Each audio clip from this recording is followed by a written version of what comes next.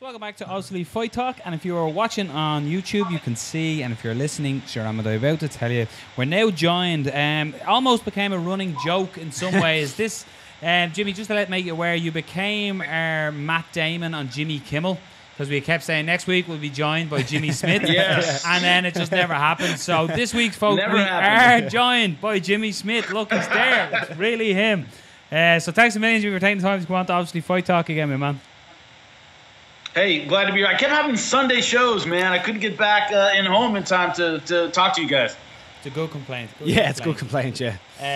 Let's delve into it. So obviously when we spoke to you last, you were with a different promotion. Yes. And then it quickly turned around. You were no longer with that promotion and you moved to the promotion, I think is the way to say it. So was it as quick as a turnaround for you behind the scenes as it was for us watching? Quicker. Wow. Because the delay, as soon as I left, I mean, I was in talks with the UFC when I left Bellator because we were in a negotiation period. So you know, the delay between me leaving Bellator and joining the UFC was longer for you guys. I already knew I was leaving. I already knew that I was going to the UFC. We just had some contract stuff to work out, and I couldn't announce it yet. So for me, it was even faster than it was for you guys. When I was on Joe's show, we tried to get it done in time that I could announce it on his show. We couldn't do it. It took another couple days. So yeah, that's why Joe kept making jokes during the show because he knew where I was going, but he can't say it. So yeah, it was even faster for me. Wow. You can sort of tell that with the show as well. You're like, guys, I came in there, Rogan, he's definitely going to the UFC. Have you listened to Rogan? But how have you found it now, the transition over? Like, it's something that, you know, a lot of like sports people will talk about, like footballers, whatever. You don't realize how big the club or the team is until you're involved. Is that similar with the UFC? You don't realize how big of a promotion it is until you're in it? Yeah, 100%. I mean, well, it's also, I mean, imagine you woke up a really hot woman one day and everything you do is interpreted differently. Yeah. You know, things you used to do, like you'd make a dumb joke and everybody laughs. Yeah. They didn't do that when I wasn't a hot woman. Like it's kind of like that where I'm doing the same job. I'm doing the same stuff I did before. They speak the same production language. Rehearsals are pretty similar, but everybody's reaction to what I'm doing is totally different. So the job itself hasn't really changed very much, but the fan reaction to what you're doing is magnified so much more. It's crazy. So it's weird because you don't feel like you're doing anything different, but everyone. I had somebody say, "Man, I really didn't like you before, but I like you now." And I went, "Well, I'm not doing anything different than I was before. I'm doing the exact same job, but people see it differently." That's the weird part. How did you find your first duties with the UFC was on the desk on Fox? Right, So how did you find, did that sort of make it easier for you to transition before going to an actual live event? It actually made it, I don't want to say more difficult. It was, I haven't done as much desk stuff as I've done live shows. So it was good in that there were more people there to kind of bear the brunt. I was with, other commentators with, it wasn't just on me the whole time. Yeah. You know, Rashad Evans and Kenny and you know, so it wasn't just focused on me, but I do more live shows than desk shows. I've done desk shows in the past, but I've done more live. So it was a little different because they were kind of breaking me in on a show that I don't on that particular show, and I haven't done as much desk stuff, but it was fun, man. I really enjoyed it. Have you found that you like that a lot, the desk stuff? Or would you prefer just to stay in the commentary booth? No, I mean, desk stuff's a lot of fun. Yeah. It's a lot of fun. It's really hectic because it's like a combination of studio and live because we're reacting to what's happening on the show. So, I mean, they'll have a fight and it'll be great or whatever, and they'll cut back to us and go, back in the studio, what did you think about it? So it's a weird mix of a studio show and a live show at the same time because it's not pre-recorded. We're doing everything live, which is a lot of fun. And speaking of the first event then, they certainly flew you to the opposite side of the world. How did you find it? Was it, did you, as you said, you're doing this years, you know, you're doing the same job. You just, essentially, there's just a different name on the canvas. That's it. But how did you find it? Did you have the octagon jitters, as Rogan would call them? No, I didn't. I mean, I had an absolute blast doing it. And what people have trouble understanding is I've known Jon Anik for a long time. We've wanted to work together for years. So, I mean, he's one of the first people that, you know, I called when all this was happening, like, dude, I might be going to the UFC. And he was like, oh, man, I can't wait. You know, you got to let me know when your first show is. You got to come over. And, you know, Joe and everybody, they're all excited to work with me. So working with Jon was great. Finally, getting to work with that guy after so many years of talking about it was pretty awesome. So I felt very supported. That's another thing, is that Jon's great. The production crew's great. They know about me. I know about them. So I had a lot of support heading in when I had questions or like, hey, you know, about the video traffic or anything like that. They were all over it, man. So I felt very supported. So I wasn't really that nervous at all. One of the big questions, of course, was when you came to the UFC, would you be working with Rogan? And do you expect it to happen? The three-man boot, you, Rogan, and maybe Anik? Yeah, I do. We don't have anything announced yet officially, but it's they told me when I first signed up, they said, you're going to be working a lot of different combinations. You're going to be working three-man boots, two-man boots, everywhere we can use you, we're going to throw you. Because we know you've done a lot of different stuff, and you know, the countdown shows and the death stuff, we're going to use you for a lot of different things. So just about every combination is going to happen at some point. So yeah, I definitely will be, and it's going to be fun. One thing I want to talk about is fights that happened that you actually weren't calling this weekend. There was a little bit of controversy in the finish of the main event this weekend with Stevens and Emmett. I know you put out a tweet about it was a hard call for Big Dan Miragliotta just because it was happening in front of him. Was it significant? Was it the reason for the stoppage and stuff? But what's your thoughts on it looking back at it now, Jimmy? Do you still think it was the right call? And what I was trying to get across in that tweet is if that knee had landed the way it did at a different point in the fight, Dan almost certainly stops him and at least says, don't throw that. Even if it doesn't land, he's at least going to stop him and go, hey, don't do that. That was a fight-ending sequence. That fight was about to be over. And for Dan, he had to decide right there, is a knee that barely grazed him enough to literally alter the course of the fight? Because if he stops it right there, not only does it give Josh Emmett a much-needed break in that sequence, if Josh Emmett says, I can't continue, if he's smart and he goes, oh, no, that really hurt, I'm out, you get a DQ or a no contest when Jeremy Stevens is about to obviously finish the fight, which he did. So what I'm saying is there was more gravity at that moment than there normally would be during a foul. You normally during even a slight foul, they'll at least stop and go, hey, don't throw a knee to the head. Yeah. Do you stop it right when it looks like he might be about to win the fight for a strike that didn't do significant damage? Now, a lot of people will say yes. They'll say, hey, an illegal strike, you stop it. Doesn't matter if it does damage or not. But that was the choice on Miragliotta's plate, is do I completely change the course of this fight right now, or do I let it finish out? Because he knows if he interrupts it right there, Josh gets a break at least. And if Josh says, I can't continue, which, you know, a smart fighter would opt out of that situation. Not saying he would have, he might not have. It really changes things. And that was the choice on Dan Miragliotta's plate, and he chose to let it keep going. So there's more weight behind it. A lot of people say, oh, you got to stop the fight when it's even if the knee doesn't land hard, you got to warn him and stop him. Normally, yes, but right there was a huge change in the fight if he had done that. What did you think about the elbows just before the knee as well? Because for me, they were more clear, if you like, especially looking back on replay. We have hindsight, is great. We can look at replays. But the elbows beforehand, now I know the argument is, well, Emmett was moving, so it wasn't a stationary target that Stevens hit. But he landed two serious elbows there to the back of the head as well. Do you think that should be something that could be looked at or reviewed, or do you fall under the path of, well, no, it was a moving target, so it wasn't?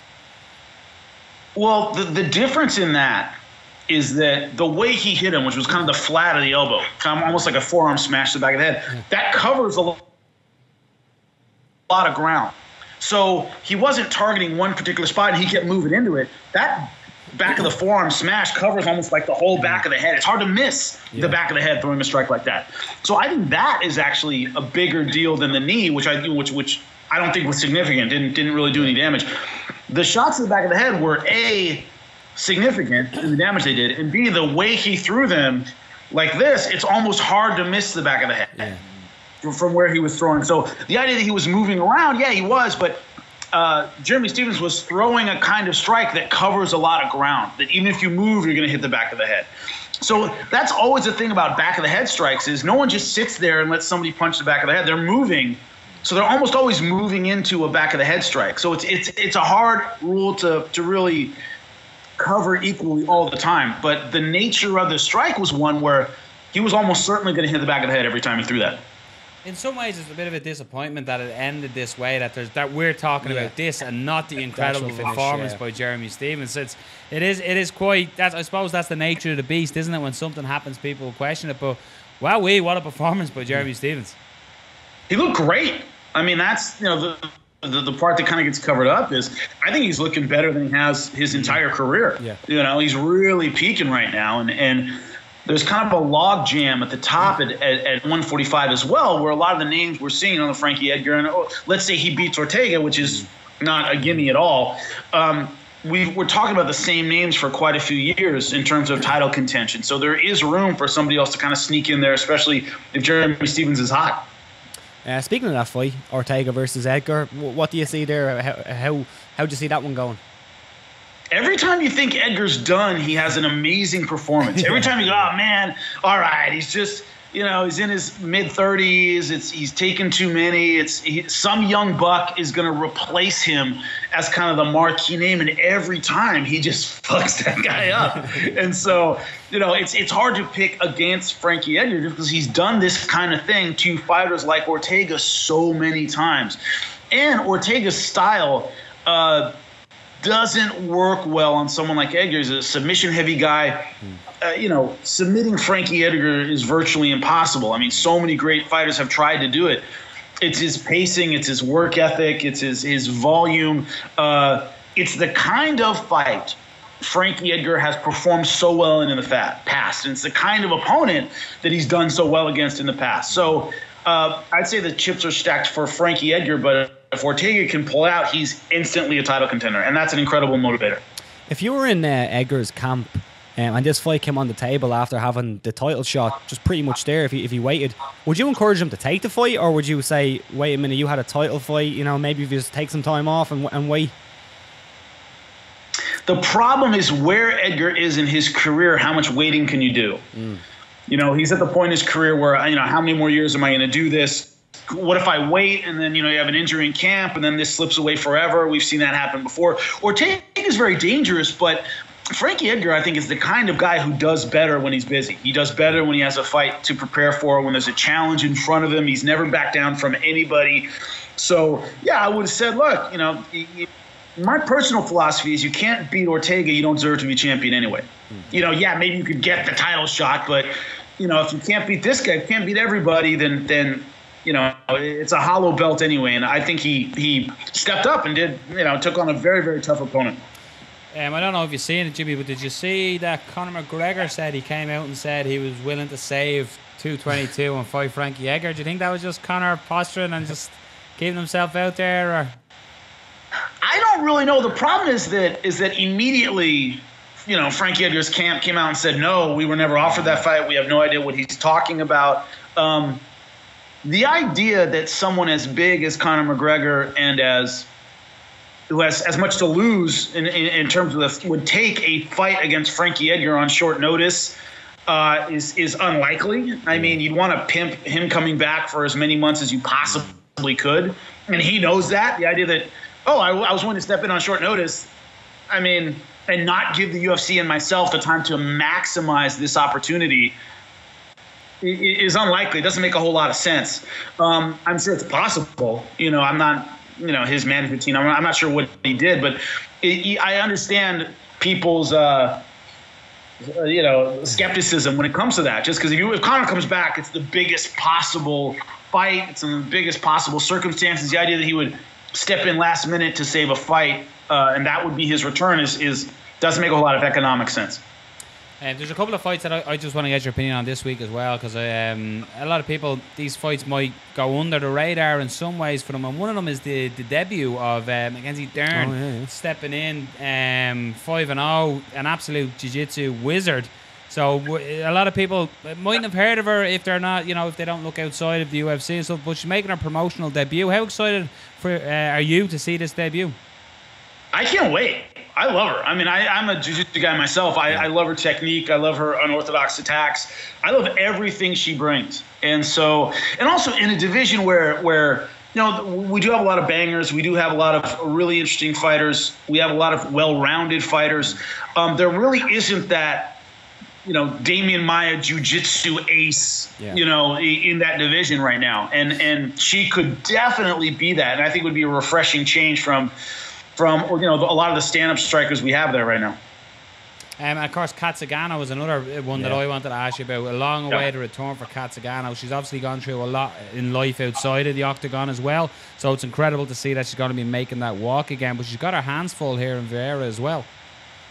Yeah, well, Zingano is one of those things where it isn't fighting that breaks you. It's everything outside of fighting that breaks you or makes you stronger. And so she's one of those people. She has the experience. She has the octagon time. She's been in there before. And those delays, man, they really get you out of bed in training. They really make you. I said one time in an interview, I said, when you start fighting, you have limitless title opportunities. You don't know how many times you're going to fight for the belt. You don't know how many times you're going to be a champ. You have no idea, but it's unlimited. The horizon is everywhere.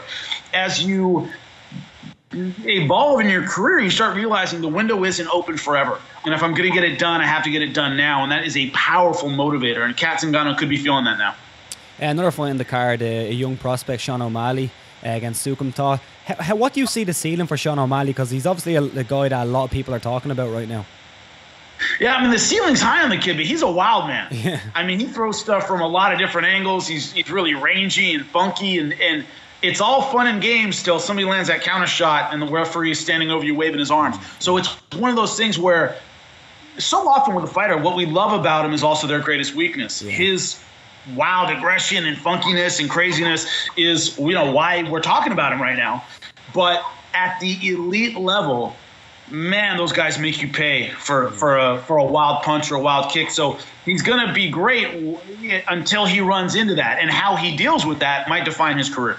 Just one for the fans as well, and a little bit of your preparation work. It's something that I do a little bit of commentary over here in Ireland on shows. And when I was listening to you on Rogan, you said something and it stood with me since I've heard it. I know you're only on Rogan recently, but it stood with me as you said, when you're commentating, don't say something that happens that your grandma knows what's happened. Yeah. Don't repeat the simple stuff. And that's now become my mantra when I'm commentating and going, well, if my granny knows what that is, what's the point of me saying it? So I thank you for that. I thank you for that little nugget.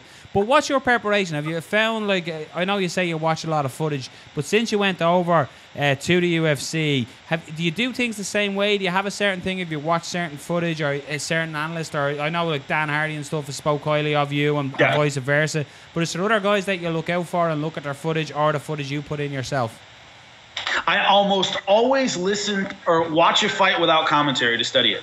Yeah. Just because it makes me super. I almost always mute it in order to study it myself, because I'll start thinking about what they're saying or I'll start thinking about the commentary. But I've got to stay just visually focused and just completely when I'm making notes, just worry about what they're doing, not what I'm hearing. So I generally turn the commentary off. But like I said, I'm a huge fan of Dan Hardy. I think he's absolutely fantastic. So a lot of times what I'll do is I'll watch it for fun, just for me, and then I'll study it with everything off. So I get to hear everybody. My routine hasn't changed that much. I just have to do a lot more studying because I'm in the UFC now. I called every fight in Bellator since 2010. So when you said, hey, this guy's fighting, I know. I called their fight. I know all about them. I've already done this before. And the UFC, I'm getting a whole new, roster of fighters that is much bigger than Bellator's, and I didn't call all their fights. So I'm seeing it with a totally different eye. It's like I'm seeing them for the first time. So there's a lot more studying involved, for sure. Speaking of the big roster of fighters you have at your disposal now, is there anybody, when signed to the UFC, you said, I can't wait to call that guy and call him in the cage? Wow. That's an excellent question. One of them I definitely looking forward to, and I'm not calling it this weekend, but I hope to at some point. Cyborg is one of those people where, I meet a lot of athletes. I meet a lot of fighters. occasionally, like, I met Kareem Abdul-Jabbar one time, basketball player for the Lakers, and I grew up watching the Lakers. On TV, he's tall. In real life, it's like unbelievable seeing Kareem Abdul-Jabbar. He's like 7'2". Cyborg is one of those athletes. When you meet her in real life, as much as I've seen her on TV, and when I finally met her in real life, I was like, whoa, she is a phenomenal, just a specimen of an athlete. To call her in the octagon and actually see that in real life is something really extraordinary. I cannot wait to call that personal. Speaking of Cyborg, do you see anything different than what Cris Cyborg has been doing for years this Saturday night? Man, I think Kunitskaya has to really fight the perfect fight in order to win. I mean, Cyborg she's a beast. No one's figured her out. No one's figured out how to deal with her power, her aggression, her speed, anything. They just have. I mean, Holly Holm did the best anyone else has done, but still, I thought it was a one-sided fight. Yeah. You know, so it's no one's figured out quite how to deal with her. And Kunitskaya has to be perfect in every way in order to have a chance in that fight. And Jimmy, I have to say, it's been a long time coming, getting you back, just with life getting in the way. And I hope, by the way, your dog picked up an injury. I hope your dog is fully recovered. I had to take him. He's right here. He's doing fantastic, but he had a little problem with his like a herniated disc, and I was like, wow, I got to see been grappling. He had to get a little shot to get it taken care of, but he's fine now. Cool. I look forward to listening to you call it. I'm delighted. It sounds weird so long now that you've got it. Delighted you got the call to the UFC, and more people's ears are attuned to hearing your great wisdom when you're calling the action. It's an absolute pleasure speaking to you again. Thank you so much. Thanks for having me, guys. Cheers, Jimmy. Take care. Take care. Bye-bye. So what happened? We have room for Matt Damon or Jimmy He's Smith. not the Matt